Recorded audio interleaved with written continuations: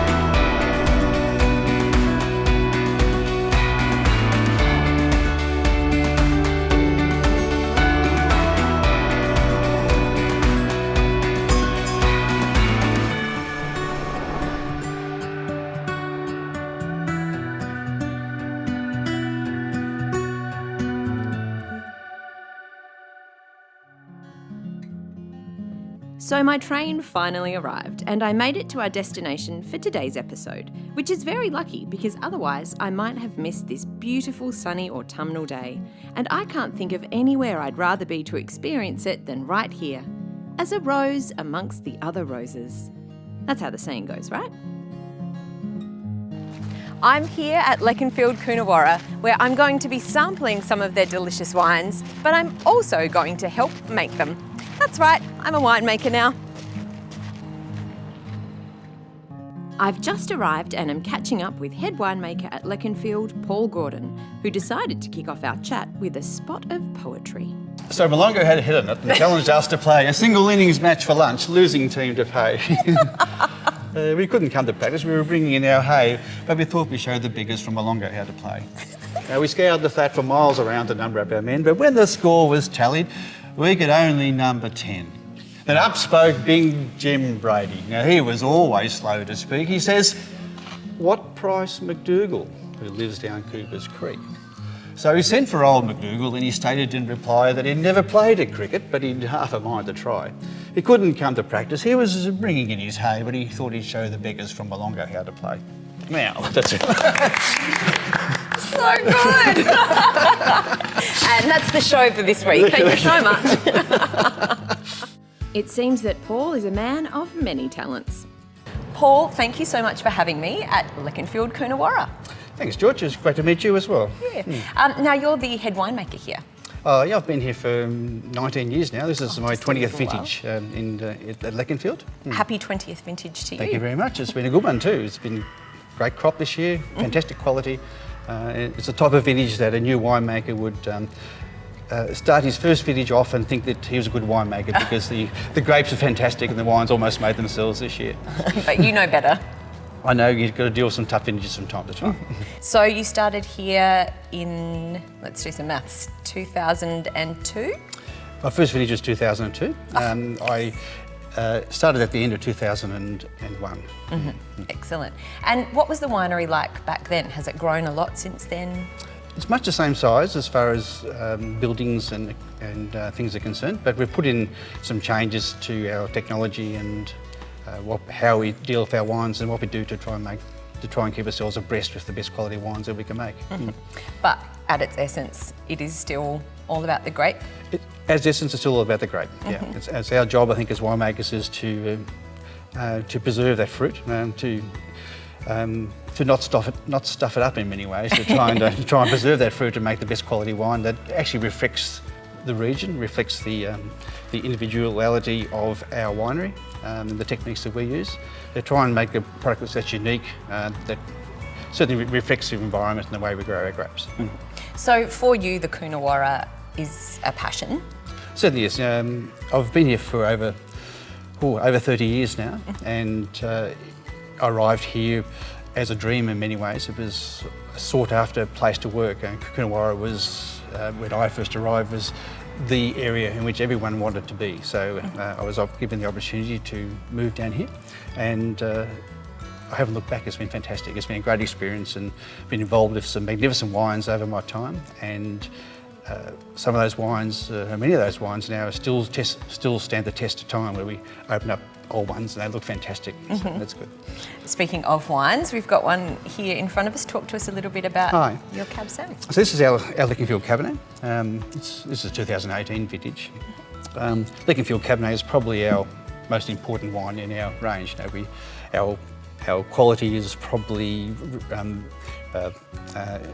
distilled into this particular product. So this is the pick of the bunch. This is the one that is probably the most important for maintaining the brand image and the brand quality. You know, if we put a lot of effort into making this wine as best as we possibly can, and it's probably the one that most people would recognise when they talk about Leconfield. It'd be the one that most people would recognise as being part of the brand. And the Coonawarra region is known for Cab Sav, so what is it about yours that sets it apart? I think it's probably primarily the region, well, part of the region we're growing. So we grow most of our grapes in the southern part of the region, and that means it's just a little bit cooler here than maybe the northern part of the region, so we pick up a bit later, which in my mind gives a little bit more intensity of varietal character. And it's that varietal character that we're looking for in wines, that when people pick it up and taste it, they can recognise as being a Cabernet Sauvignon, and look at the structure of the wines, the lovely tannins we get from this area. It's quite unique. Shall we sample some of this? Absolutely. You want me to open it for you? Oh, please do. So do you have a soft spot for this wine in particular, or is there one that you favour above the others? Not really. I think that part of our winemaking is that you've got to have a passion for everything you do. If you certainly we pay a lot of attention to this wine, but we wouldn't pay any less attention to Riesling or Chardonnay or our Cabernet Franc or our Merlot, for example, because they're also equally important that they stand in their own rights as being benchmarks in the world of wine. So this is 2018, so it's still relatively young. It's only 3 years old, but it's just I love the colour of this wine. Now that's probably the essence of what Kunawara Cabernet is about, the density and beautiful, dark, rich. Dark, but also quite youthful as well. It's got lovely crimson on the side still, and that's an indication the wine's ageing slowly, and it's got some time ahead of it. It's got some nice legs too. Yeah. So what are the Kunawara Cab characteristics that we're looking for in the glass? Okay, so you're going to see a little bit of cassis character, a little bit of blackberry on the nose, and then that's augmented through some maturation in some really, really nice oak, and we've got some lovely barrels in this room here, which you can probably see around you. But, yeah. The essence of any wine, I think, is the ability to have a glass of it, and we should try this soon. Yeah, let us. But also then look forward to a second glass of it, a second taste. You know? Some wines which can be really upfront and big and bold, you think, well, it's really lovely and lots of power there, but we're looking forward to a second glass of that wine. So what we're trying to do is get some elegance and some style into the wines. And drinkability, indeed. Cheers. Cheers.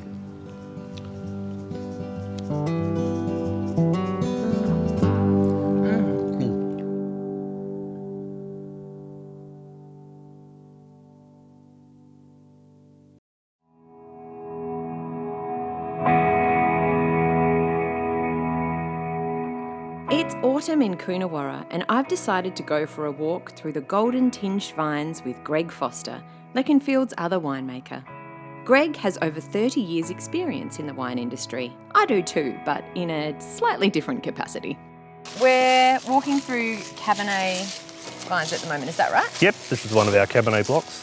And you've got a special little Cabernet baby happening? We've actually got a new wine that we've started producing since 2019 called the Cabernets.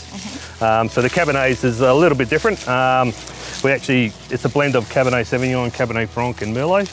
But we actually pick all the three varieties in the vineyard. So it's a bit like a vineyard blend, if you like. Oh, so you mix them from picking out here? Yeah, that's right. So we don't sort of blend afterwards or make the blend the three together after the winemaking process. We actually blend them before the winemaking process. So, oh, wow. And it actually makes quite a different type of wine. Yeah. Stylistically, it's probably a more medium-bodied Cabernet, more aromatic. A lot of the aromatics are coming from the Cabernet Franc and Merlot.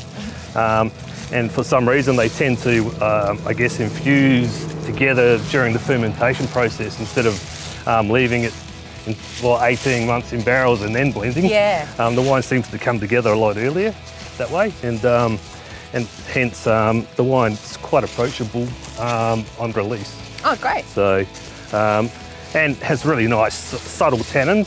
Kunawara is quite often renowned for their tannins in their grapes, particularly Cabernet. But using the Merlot and the Cabernet Franc, we're making a bit more of a textured style of Cabernet, if you like. Okay, time to get my hands dirty. You are holding a pair of secateurs. Ah, yes, I am. Yep. And I like to earn my keep. Rightio.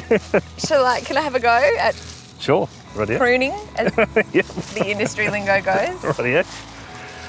Well, most of our vineyards, what we normally do for pruning is we'll get a machine going through first, and they probably normally just come through and lop off around like this height, and then the hand pruners would come through and tidy up and leave whatever bud numbers we sort of like want. So we don't want to leave too many, so we don't want to get a big crop. Yep.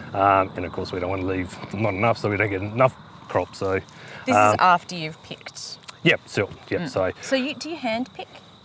no, most of our fruit is machine harvested. We do a little bit of hand picking, but not much. So yeah, it's all machine harvested. So But let's do some hand pruning. right here. So next season, so all this here is this season's growth. So once a vine's been pruned, once spring starts, the shoot will be coming out, and it will come out of one of these shoots here on the side, one of these nodes, where your and fresh... so all these will be coming out from there. Shall I? There you go. Do you trust me? Of course, we've got plenty of ones. I could ruin a Go few, there, go that's your fine. So this one, if Yep. I'm pruning, would I prune down to there or up here? Probably here, because there's one there, two there. Okay. So, on the angle. Oh, look at that. Oh, I've got a little wrap around. It's very elegant.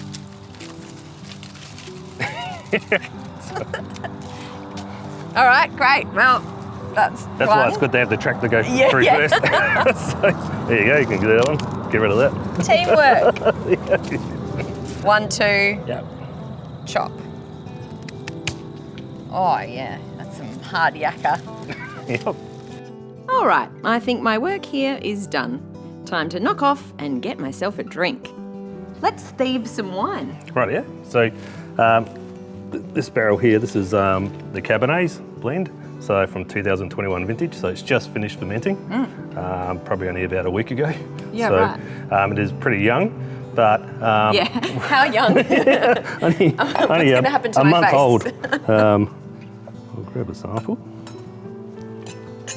And so this is the co-ferment, so Yes. all of the grapes go in together from the beginning. Yes, that's right. So, there. So this particular batch Nice here colour. is a Cabernet Merlot and Cabernet Franc blend. So again, as we said previously, blended in the field, so all picked together at the same time, crushed together, fermented together, and pressed together into oak. This particular batch here was actually pressed off around 2 Beaumet, so it finished fermenting in the barrel as well. So this is going to be pretty astringent, like pretty fresh? It's or got young should it- tannins Yeah, for sure. yeah. Yep. So this one in particular would probably we like to keep it probably in the barrel for 16 to 18 months. So in that time, it'll get another racking out of barrel, sulphur it up, go back in, and let it mature for those 12, 18 months, depending on the wine and the year type thing. So yeah, it's but right now it is a bit young. But you'll probably find like with the Cabernets and the co-ferments, the integration comes really early with the wine. So you tend to make a more softer type of Cabernet, if you like, on the palate. It doesn't smell as young as I thought it would. No. We're really fortunate. The 21 vintage has been a fantastic year. I mean, I said it'll go down as probably one of the best vintages for the last 20 years, I think, Yeah, okay. in this region. a lot. Last year was a very small vintage.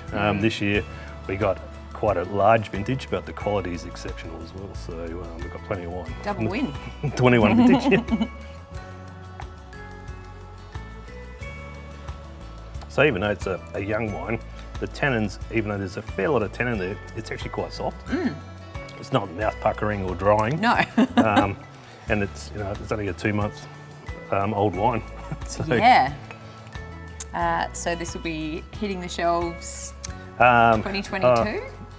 Hopefully, yeah. Yeah, great. Yeah, so, well, end of 22, maybe 23. So we've got a bit of time, but I'll be waiting.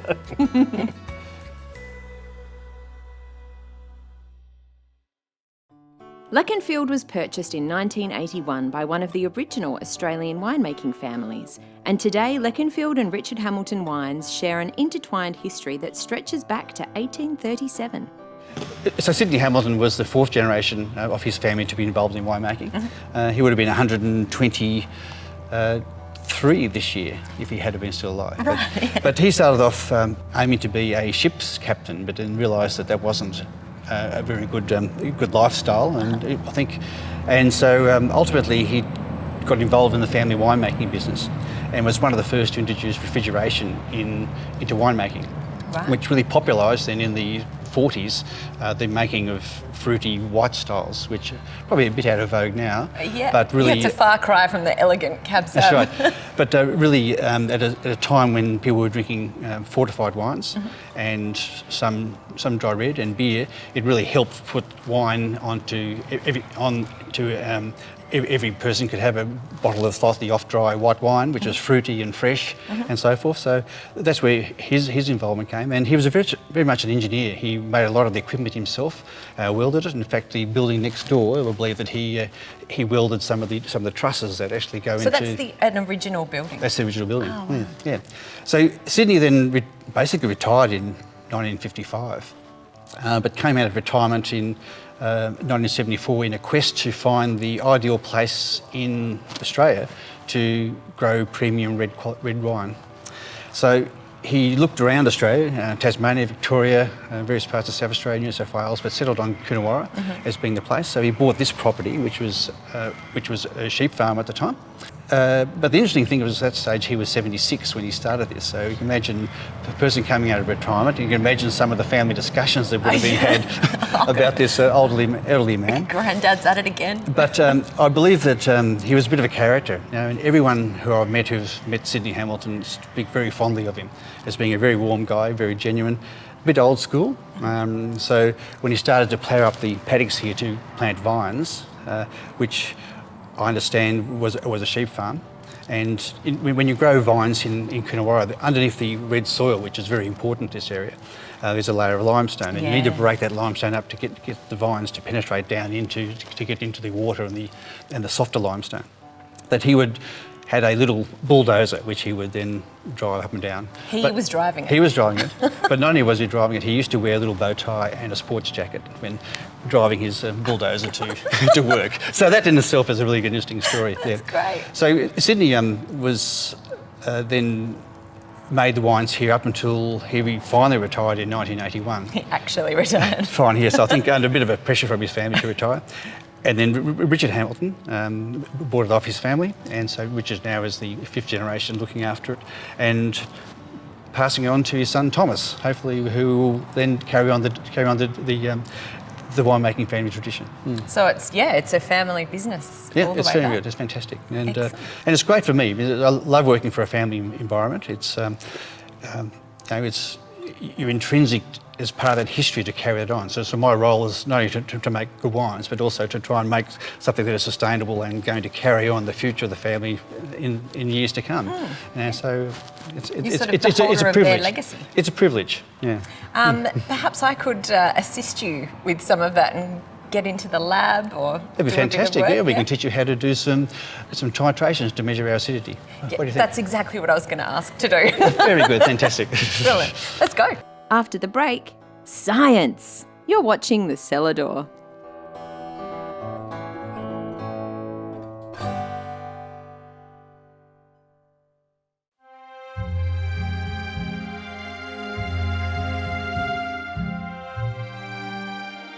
Paul promised me science, but I was not expecting this.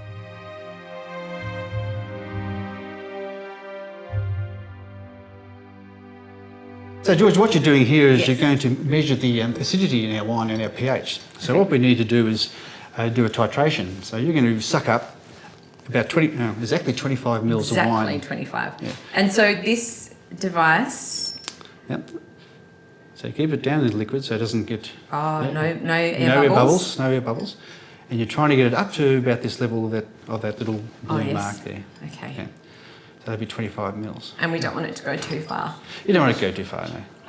If it goes a little bit too far, you can drop some out again afterwards. So. But if it goes too far... Yeah. And if it stops going, I'll give it another little bit of squeeze. Oh, and then okay. Here we go. Whoop. Just a little bit more. That's it. And a little bit down. A bit up. How's A that? little bit more. That's it. Looks better. Okay. Now take it out and put it over the... This little beaker? Little beaker. The little beaker here? And push it, the same level down, not up. Like that? Yep. Oh, yeah, so it doesn't run. That's right. And it'll come down again. So there we go. So this is a brand new wine. You can see that if wines that haven't been around for a while, they're brilliantly red. So as a part of the aging process of wine, it will absorb oxygen, and as it does so, some of the oxygen increases the molecular size of the colouring compounds that make up wine. And as those molecules become larger, they'll change to more ochre copper colours. So you see a change from this brilliantly red in a very young wine to more ochre colours and brown wine as the wine ages. Okay. So I thought that was from oak. No, it's a bit of oxidation. A molecular change. Yeah. Okay, so I've got my little beaker And when with it comes exactly down 20... to the pH meter. Oh, okay. I feel like I should have a lab coat on. And what you're going to do now is lower this thing down using that little red thing to squeeze it there and lower it down, just making sure that there goes into the thing. Yeah. And making sure that the last one here doesn't touch anything, because that's very fragile. Oh, God, the pressure. Keep it down. Oh. Keep it. Keep it. Keep going. Okay. All the way down. All the way down? All the way down, yep. That's right. God, that's terrifying. And it's starting to spin now. So that's spinning, it's just spinning it. Now you get to work with the control panel. And now I'm a winemaker. And now you're Great. a winemaker. Well, now you're so what we're doing is just measuring both the pH of the wine and the acidity level of the wine. Aren't pH and acidity the same thing? They're very closely related. Okay, so pH is, but it's not exactly the same. So pH is you can have a wine which has got reasonably high, it's a high acidity, and it would normally have a lower pH. But sometimes you can get the wine that's not quite in balance. So sometimes it can be high pH and high acid. So Sometimes you want a low pH and a high acid? Well, you want to have it so it tastes good, basically. So pH, if it gets too low, it can increase the feeling of acidity and increase the amount of hardness in the palate. Right. So we're looking at a combination then of having enough acid so it's sort of the wine's nice and bright, but not so acid that it becomes hard and unpalatable. So looking for mouthfeel and texture, and all those things are really important. So this thing will titrate to an endpoint of 8.2 pH, which is then calibrated then to read the amount of acidity in the wine measured as tartaric acid. Exactly. Okay. Okay. So as the pH of the wine increases, it changes from a red colour into greens and ends up in this type of colour. Okay. Yeah. So it's just refilling now. Here come the results. Okay. And so we'll tell you that the acidity level of that particular wine is 7.01 grams per litre. Right. Okay. And if you just push that enter button again, yep, it'll tell you that the pH was 3.67. Ah, amazing. That's it. Perfect. Well, now that that's done, I thought I'd catch up with Kerrie in Leconfield's brand new Cellar Door. Kerrie, you are the Cellar Door manager here Yes. at Leconfield Kunawara. That's right. And you have been for a little while, I believe. Just turned my 13th year, so in my 14th now, yes. Excellent. And things have changed a little bit. Yes, we've built a new cellar door, this Yeah. beautiful new cellar door. The owners had been talking about for a long time whether to invest and build a new cellar door from the old one, and they said they'd do it, and took about 12 months to build it when it was finished, and then COVID hit. So it took 12 months to build the new one, and it's quite a lot bigger than your old one, I believe. A lot bigger, yes. About the little old one used to be about a fifth the size of this. So it's got heated floors, a fire, air conditioning, and yeah, it's just lovely. It's a really nice space to work in, and the customers love it. They think it's just lovely. And there's a beautiful outlook too. A lovely the rose outlook, garden. facing north, yes, and all the beautiful roses. They grow really well down here. Before we were facing south, so everything was in the shade, etc. But now it looks really nice. Lovely sunny outlook. Lovely sunny outlook, yeah. I know that the winery was founded by Sydney Hamilton. Where does the name Leconfield come from? Leconfield comes from English ancestry, Lord Leconfield. Yes, so Very regal name. yeah, very regal, but that's where the name came from. So yeah. Coonawarra is not really known for white wine. We're famous for red wine, in particular Cabernet, but we make some fantastic whites down here. Yeah, this is delicious. It's lovely, isn't it? It ages really well as well. Yeah, what? Oh, this is 2019. Yes, You do offer a few little we do. pieces here. We offer, we've got a produce fridge so people can choose whatever they like out the fridge. We basically put it on a board and give it to them. They do the rest. So it works really well for us, so which is great. Oh, maybe I could try a little Of produce course. platter. I've got one made up over here. Oh, here's one you prepared earlier. And is it all local? It's produce? all South Australian produce. Kerrie, thank you so much for having me. No worries at all. It was lovely. My pleasure. Cheers. Thank you.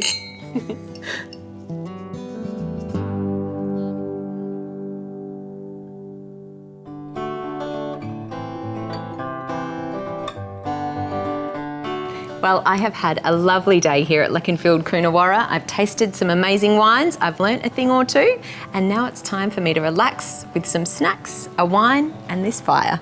I'll see you next time.